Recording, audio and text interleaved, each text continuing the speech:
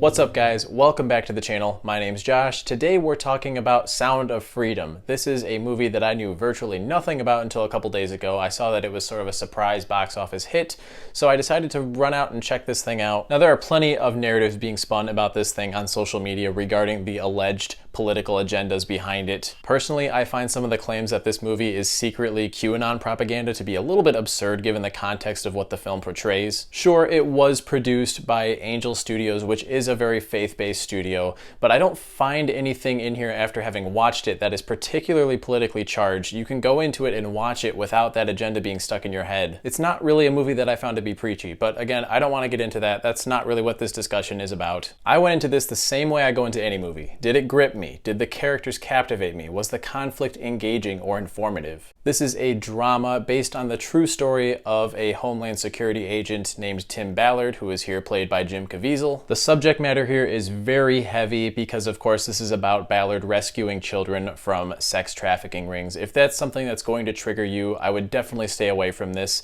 I was actually pretty surprised to learn after watching that this was PG-13, although granted it does kind of make sense, because for the most part, it handles the topic in a tactful, largely restrained fashion. There's no gratuitous violence or exploitative sequences involving these children. At its core, it's a very personal story about one man who catches pedophiles but feels very unfulfilled because he's not really saving children. He's just busting guys who deal in pornography and other things like that have already been done. Eventually, he does manage to rescue a young boy, and after learning that his sister is still enslaved, he makes it his sole mission to find her wherever she may be and rescue her as well. That personal connection and the fact that Tim Ballard is able to put himself in these other parents' shoes because he is a family man, so he can relate to this situation, that adds just a lot to the story, the fact that it's so personal. Again, I don't want to speak on the degree to which this is factual and true to real life because I don't really know. I haven't really done my research on the topic personally. But strictly speaking about storytelling and the way the film is constructed,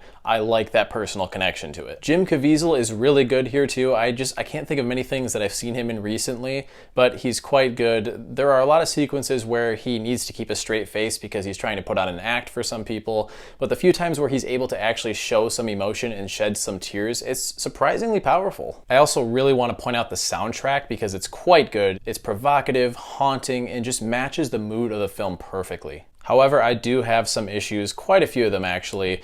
First of all, the movie's 2 hours and 15 minutes. It's just too long. The entire middle chunk is mostly about Ballard setting up this sting operation in which he has to seek out all of these people that can get him in touch with the traffickers.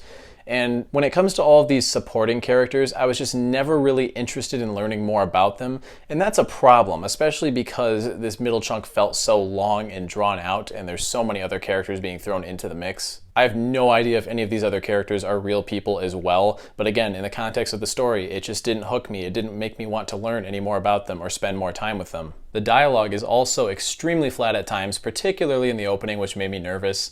I mean, this movie is trying to achieve this hyper-realistic look at a serious topic, yet these characters often talk in heavy-handed ways that just don't feel like they were very well written or thought out. This is definitely one of those cases where I think the message of a film is far more effective than the actual specific screenwriting that is being used to tell said message. And because this is about such an emotionally provocative subject, I think it's a lot easier to get sucked into the story than it would be otherwise. I mean, we all know that child trafficking exists today within the US and outside of it, but it's so rarely talked about, and I think The Sound of Freedom is a really important reminder that slavery is an ongoing problem in our world. I'm gonna settle on a 3 out of 5 for this film. Again, I just wish the writing was patched up a little bit better. I wish the pacing was better. It didn't need to be 2 hours and 15 minutes, that's for sure. If this does interest you at all, I recommend going out and seeing it and forming your own opinion rather than listening to somebody who's more interested in the politics behind the movie rather than the movie itself. This film has clearly made a lot of people on the internet angry, and it just feels kind of counterproductive to me. But that's how film is after all. Everybody's gonna feel differently about it. So there you have it, guys. Those are my thoughts on Sound of Freedom. Be sure to let me know in the comments what you thought of it if you have seen it. I'll catch you guys in the next one. Be sure to like and subscribe if you want to see more content like this. Thanks for watching.